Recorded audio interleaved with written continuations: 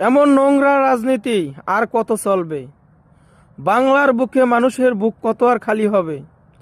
কত মায়ের বুক খালি হবে? কত রাজনীতি করবা? আর রাজনীতিতে কোনো শেষ নাই বলে একটা কথায় আছে।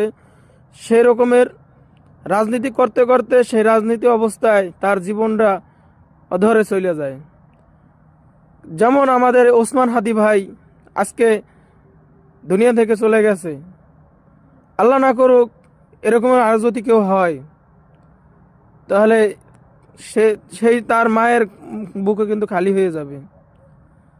এমন নোংরা রাজনীতি আর এমন দুনিয়ায় এমন একটা দেশ, সেই দেশটাই হচ্ছে আমাদের বাংলাদেশ, যে একটা মানুষ সুষ্ঠুভাবে যে রাজনীতি করবে তাও করতে পারে না।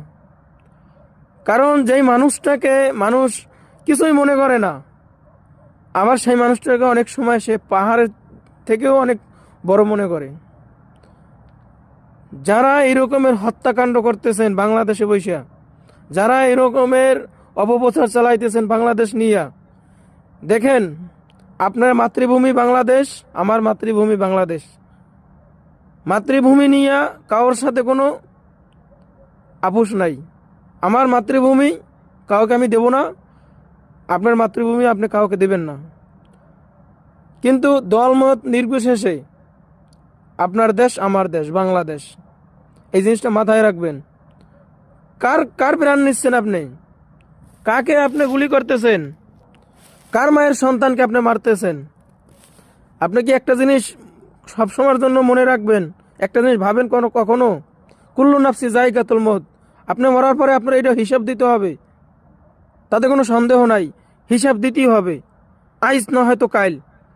আপনি কির জন্য মারেন? কার কার কার স্বার্থে মারেন? টাকার লোভে? টাকা কি? এই দুনিয়ায় কি আছে? টাকা কি করতে পারবে? টাকা কেউ মৃত্যু বাঁচাইতে পারবে? যদি পারে তাহলে বাঁচান। টাকা যদি কেউ মৃত্যু বাঁচাইতে পারে তাহলে পৃথিবীর সব টাকা ঢালিয়ে দেবো, আপনারা বলে হাদি ভাইকে ফিরিয়ে দেন।